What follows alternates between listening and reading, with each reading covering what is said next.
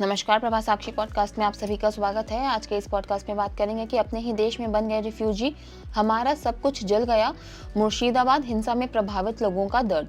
तो आइए सुनते हैं आज के इस पॉडकास्ट को। लेकिन उससे पहले अगर आपने हमारे चैनल को सब्सक्राइब नहीं किया तो जरूर कर लें, ताकि आप रोज ऐसे ही इंटरेस्टिंग और जानकारीपूर्ण पॉडकास्ट सुन सके। पश्चिम बंगाल के मुर्शिदाबाद जिले में वक्फ संशोधन अधिनियम के खिलाफ चल रहे विरोध प्रदर्शनों से संबंधित कथित झड़पों के कारण एक पिता और पुत्र सहित 3 लोगों की जान चली गई। हाल की रिपोर्टों से संकेत मिलता है कि ये हिंसक प्रदर्शन मुर्शिदाबाद से दूसरे क्षेत्रों में फैल गए हैं, जिससे पूरे राज्य में व्यापक चिंता पैदा हो गई है। कई परिवार, जिनमें ज्यादातर हिंदू हैं, मुस्लिम बहुल इलाकों को छोड़कर सीमा सुरक्षा बल की सहायता से सुरक्षा की तलाश में चले गए हैं। वक्फ संशोधन अधिनियम के खिलाफ 11 अप्रैल को हुए विरोध प्रदर्शन के दौरान भड़की हिंसा के बाद मुर्शिदाबाद के शमशेरगंज धुलियान से पलायन करने वाले लोगों के लिए मालदा के पार लालपुर में एक राहत शिविर स्थापित किया गया है। राहत शिविर में रह रहे केशव मंडल ने कहा कि हम शनिवार 12 अप्रैल को यहाँ आए थे। हमारा घर का सब कुछ जल गया। हमें नहीं पता कि स्थिति कब सामान्य होगी और हम कब वापस जा पाएंगे। हमारे आसपास के गांवों से लोग आज ही यहाँ आए हैं। राहत शिविर में रह रही रूपा मंडल ने कहा कि हम यहाँ आए हुए 4 दिन हो चुके हैं।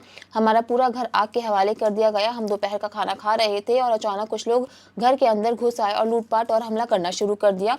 बीएसएफ के जवान हमें यहाँ राहत शिविर में लेकर आए हैं। हमें अपने घर के लिए मुआवजा चाहिए।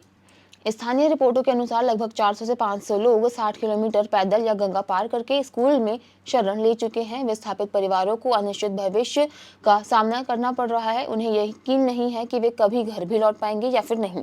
स्कूल में शरण लेने वाली 24 वर्षीय सप्तमी मंडल ने अपनी परेशानी व्यक्त करते हुए कहा कि उन्हें अपने ही देश में शरणार्थी जैसा महसूस हो रहा है। उन्होंने बताया कि कैसे एक भीड़ ने उनके पड़ोसी के घर को आग लगा दी और उनके घर पर पत्थर फेंके।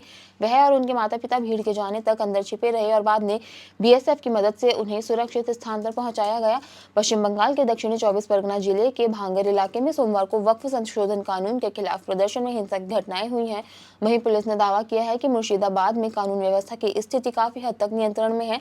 इंडियन सेक्युलर फ्रंट के समर्थकों की भांगर में पुलिस के साथ झड़प हुई, जिसमें कई लोग घायल हो गए हैं। हिंसा के दौरान सार्वजनिक संपत्तियों को नुकसान पहुंचाया गया और कई पुलिस वाहनों को आग लगा दी गई।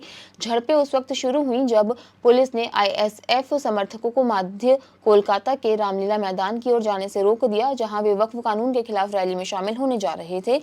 इस रैली को आईएसएफ नेता भांगर के विधायक नौशाद सिद्दीकी संबोधित कर रहे थे। पुलिस के अनुसार रैली में शामिल लोगों को बसंती राजमार्ग पर भोजरेहाट के पास रोक दिया गया, जहां भांगर के साथ साथ मीना खान और संदेश खाली जैसे पड़ोसी क्षेत्रों से एक बड़ी संख्या में आईएसएफ कार्यकर्ता एकत्र हुए थे। तनाव उस वक्त और बढ़ गया जब भीड़ ने पुलिस द्वारा लगाए गए अवरोधकों को पार करने का प्रयास किया, जिसमें दोनों पक्षों के बीच झड़प भी हो गई। एक वरिष्ठ पुलिस अधिकारी ने बताया कि प्रदर्शनकारियों ने कुछ पुलिस वाहनों को आग लगा दी। प्रदर्शनकारियों के हमले में कुछ पुलिसकर्मी घायल हो गए। प्रत्यक्षदर्शियों ने बताया कि पुलिस ने प्रदर्शनकारियों को तितर-बितर करने के लिए लाठीचार्ज किया, जिसके कारण आईएसएफ के एक कार्यकर्ता के सिर में चोट आई है। आज के लिए इतना ही। अगले पॉडकास्ट में किसी और मुद्दे पर देंगे आपको विस्तृत जानकारी। तब तक के लिए जुड़े रहें प्रभा साक्षी के साथ।